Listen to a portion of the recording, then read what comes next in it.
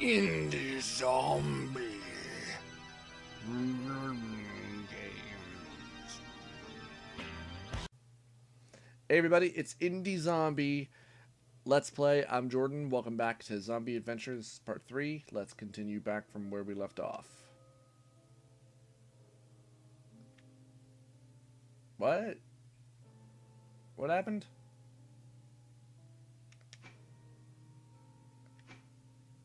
I don't remember ever meeting a woman, but okay.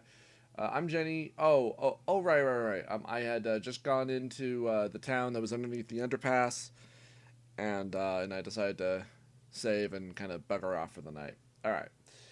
I'm Jenny, says the woman with a big gritty smile.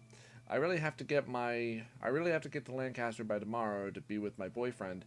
He's waiting there, and I don't want to be late.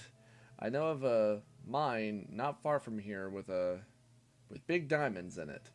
If you help me get some, we can both use it to pay Snarl. And the man to Jenny's right, wearing the remains of a fancy suit, interjects, all right, Jenny, nobody cares about diamonds these days. Who gets married anymore?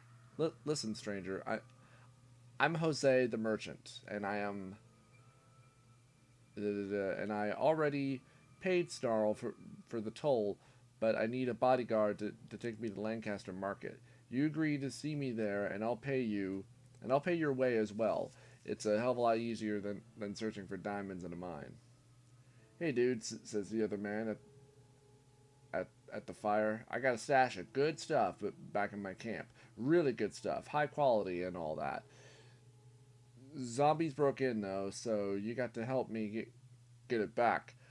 Snarl loves his drugs, so this is a win-win-win for everyone if you help me. Shut up, Reggie, Jenny retorts. Nobody cares about your stupid drugs. And Jose, nobody is dumb enough to protect the man who just lost his last bodyguard.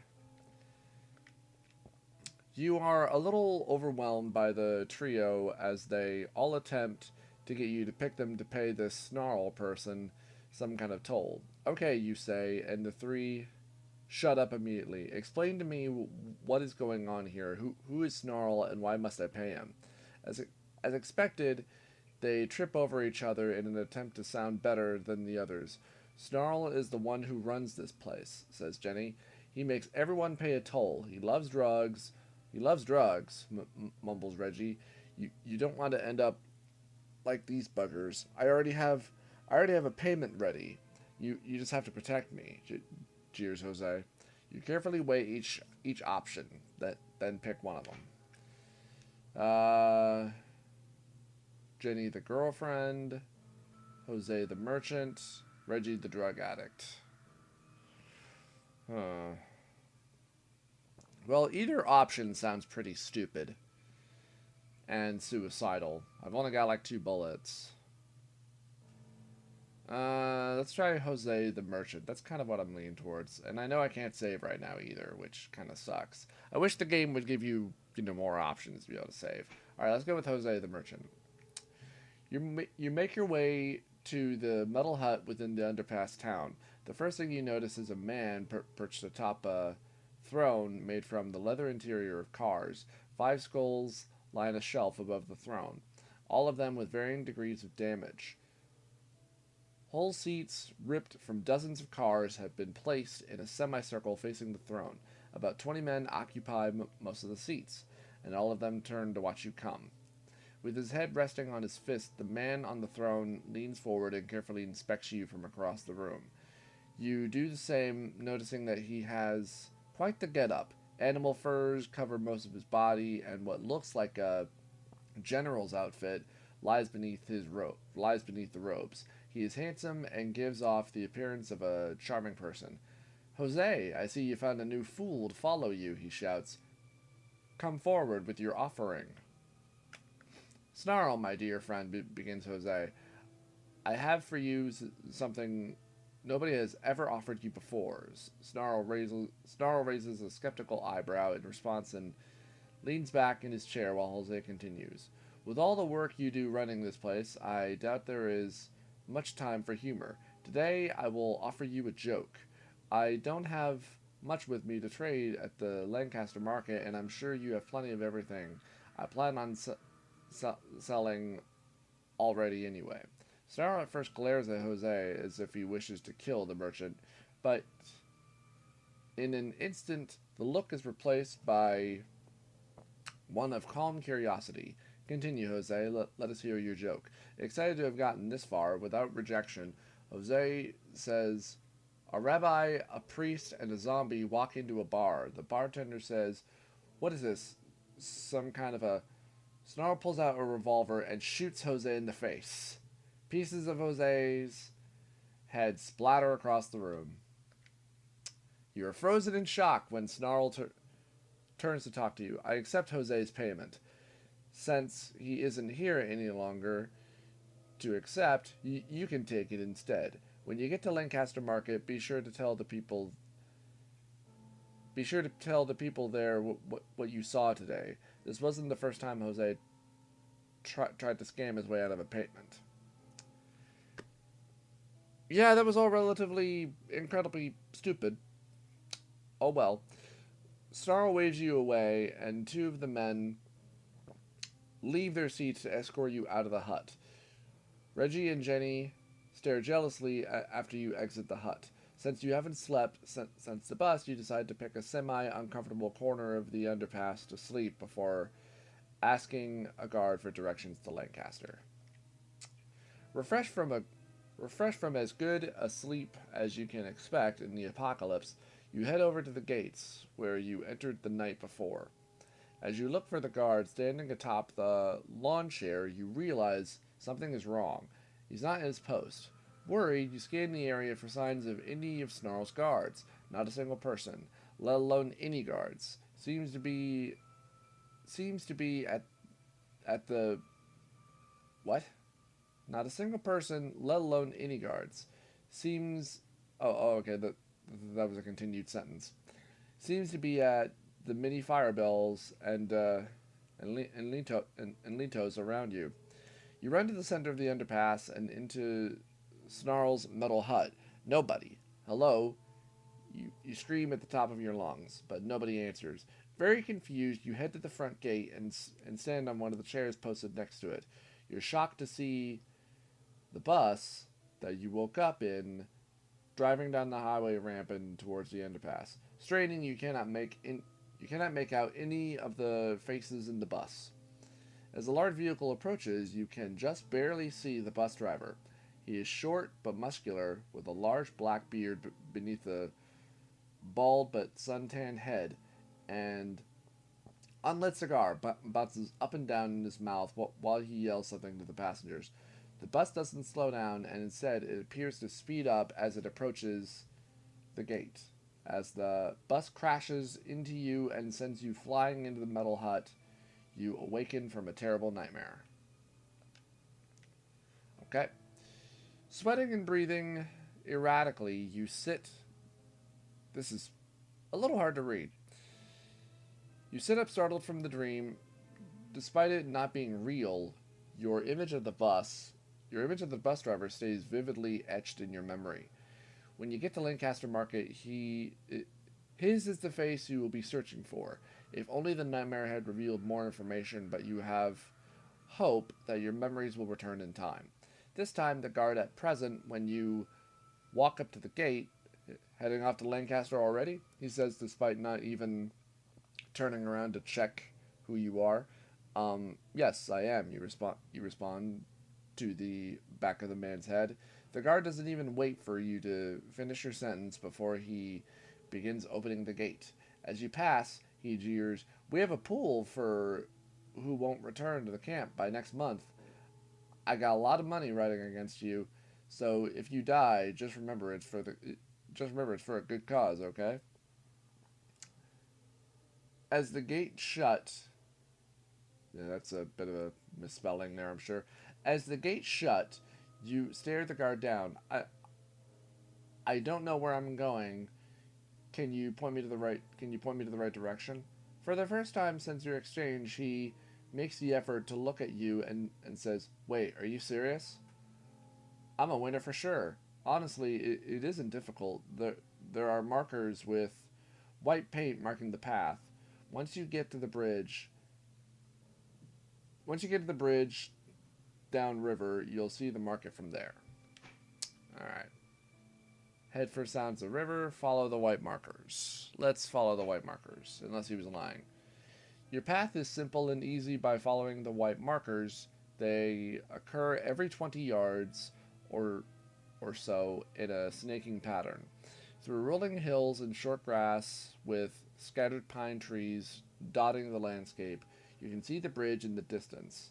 When the characteristic moan of a zombie forces you to turn around. Well, this guy's appearance makes you take a second look. The zombie has one of the wooden markers impaled through half of his head. If this weren't the apocalypse, it would be a medical miracle that he was still alive. Impaled zombie. I got 2 bullets. Did that kill him in one shot? Yeah, it did. Okay, so I guess the gun does about like 5 damage or so. So the gun is good to have. You finish the job of whoever put that stake in the zombie's head. Looking down at the twice dead monster, you almost feel sorry for it, up until you rip its head off in order to pull the stake from the base of its skull. It might come in handy for killing more zombies after all. Alright, well, we're low on ammo. You are now wielding the crowbar. Alright, we'll just go with the crowbar. You pass no less than 8 dead zombies on your way to the bridge. What time is it? It's about 12 minutes. You pass no less than 8 dead zombies on your way to the bridge. Occasionally you'll see a few splotches of blood mixed into the grass as well. When you finally reach the bridge, you see a man lying face down in front of it. You're careful to look for any signs of an ambush. The man is breathing and never lifts his head from the sand. The remains of a small log, which must have been used as a club to kill the zombies, lies broken beside him. After a few minutes, you feel confident enough to yell, "Hey, are you okay?" Considering all the blood and gore you've passed, it's probably a stupid question, but it is enough to get the man to cough and turn over. You are shocked by how much blood covers his clothing, most of which is his own. "Please," he yells weakly, you must get my medical kit. I won't last much longer without it." Ignore the man. I'll look for the medical kit. He coughs weakly and manages to say, "Please, it is in the woods, not far from the river. Hurry, these are only flesh wounds, but I've lost a lot of blood." Knowing time is of the essence, you decide to... Oh boy. Let's search north.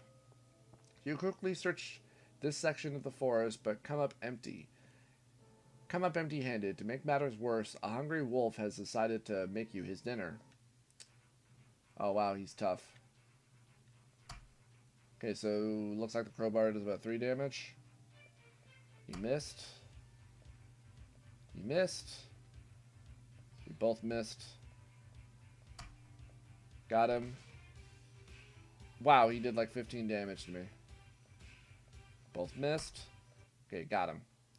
You killed the wolf, but you're running out of time to save the dying man. Let's try west. You once again guess wrong and decide it's best to go back and ask the man if he can give you a better idea where the bag is. You arrive to see the man rising as a zombie. Too late. Oh wow, he's got 16 health. Well, I guess because he's fresh, he's stronger. I want to keep my gun. It's a good thing he keeps missing. No, he got me. You feel pity for the zombified man. You make sure to completely destroy his brain. With a heavy heart, you head for the bridge. Well, you've reached the bridge, and remember that the guard said you'd be able to see the Lancaster Market from here. Looking east from the collapsed bridge, you can see twin high rises. Small bonfires burn on the roof of the shorter one, and you guess that the market has to be in that direction. As you prepare to leave, a car pulls up to the bridge from behind you. 4 men jump out, including the driver, and immediately start running in your direction. Each has a military-grade rifle in their hands, but none are pointing their guns at you just yet. I'll put my hands up in the air. Not good, you mutter to yourself as you raise your arms above your head. The 4 men run to within 10 feet of you, but their weapons remain pointed towards the ground. All of them could have passed for Marines in the old world, except for the jeans and t-shirts they wore instead of camouflage. One man with a chiseled jaw and steely eyes steps in forward and says, You can put those down. We don't intend to hurt you, but we do need some information. Still quite worried, you put your arms down and slowly respond. What kind of information? Well, the man paces as he walks. A very dangerous man was spotted heading towards a small town under the highway exit west of here. You came from the same direction, so did you see anyone with a group of armed guards? His name is Cortez, and if he saw you then, we wouldn't be talking right now. You'd most likely be tied up and headed to the slave market in Lancaster. No, I haven't. Alright, well, he can't be far, says the man as he stops pacing and stares right at you. We have a radio tuned to 1350 AM. If you see Cortez, then radio us on the frequency. There's a working radio in Lancaster. If you don't have one in that backpack of yours, saddle up, boys. We've got more ground to cover. The 4 men don't even thank you and instead waste no time jumping into the car to drive towards the underpass. You hope that you don't run into the Cortez fellow, but you are compelled to find the bus driver from your dreams. Zombies are starting to approach the area, attracted by the car passing by, so you begin jogging towards Lancaster. Lancaster Market isn't quite what you expected. 2 large buildings, probably 20 stories each, standing amongst the ruins of a small apartment complex with armed men in jeers patrolling nearby. Apparently the people who own these buildings have no intention of leaving, as evident by the enormous mound of zombies piled up inside the remains of a swimming pool nearby. A few men appear to be working hard to burn them, but can't keep up with the crews in their murder jeeps. Okay. One jeep pulls up alongside you and slows to match your pace. 2 men look through their doorless vehicle and beckon you to follow with their hands. Then they pull away and make for the nearest of the 2 apartment buildings. When you reach the front entrance, the men jump out of their jeep and knock on the door. A sliding latch opens to reveal a pair of eyes on the other side.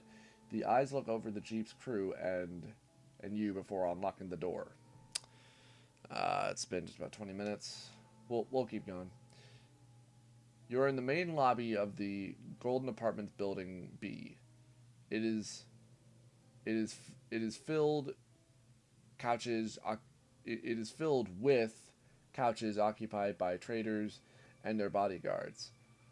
Women in loose-fitting clothes move amongst the traders, and occasionally they will bring a man away from the lobby and into one of the first-floor rooms. A man stands behind the service desk of the apartment building with a look of extreme boredom. He pretends not to notice you.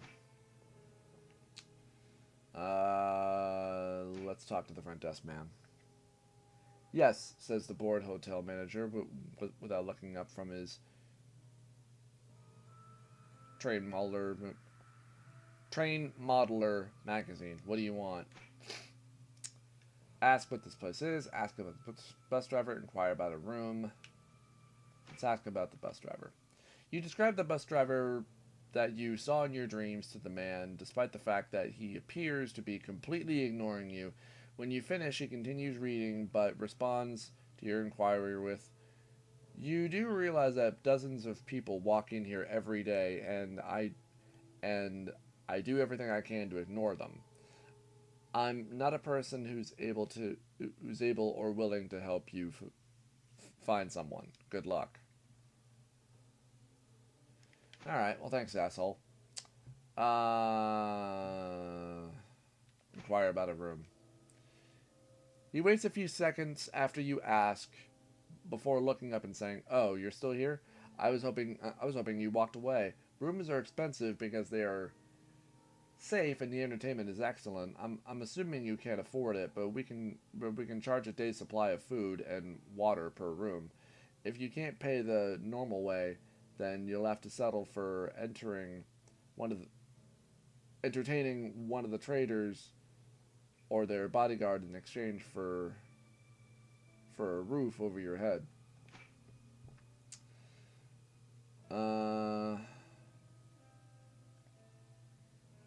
Alright, well, let's talk to one of the traders. Begrudgingly, you offer some special services to the traders and their bodyguards. One group comprised of 2 large burly bodyguards and 1 well-dressed young lady accept your offer. You wake up the next morning feeling rather violated, but at least you got a safe room. Did I let them fuck me? I mean, is that what this game is saying? You wake up the next morning, feel, blah, blah, blah, blah. Oh, but I healed. Freshman girls, pre-apocalypse, had better walk of shames than you before on your way back to the lobby. You're in the main lobby of the he pretends not to notice you. Alright. Well, you know, it's been about 22 minutes. I'm gonna go ahead and save. Everybody, this has been Indie Zombie Let's Play Zombie Apocalypse Part 3. I'm Jordan. Hope that you guys have been enjoying. Please let me know what you think in the comment section. I think this is so far a pretty okay game. It might not be very good, for a Let's Play, just because there's just so much reading involved, and a lot of the time some of the bad grammar and such things like that can be a little annoying and hard to read at times. I imagine that I'm just about done here, I think. I'm not sure how much longer this game is. So please let me know what you think. Hit the like and subscribe button if you enjoyed this. I would really appreciate it. And check me out on Twitter at JMRT709. I'll see you guys next time. I will continue to play this. So hope you enjoyed. See you next time.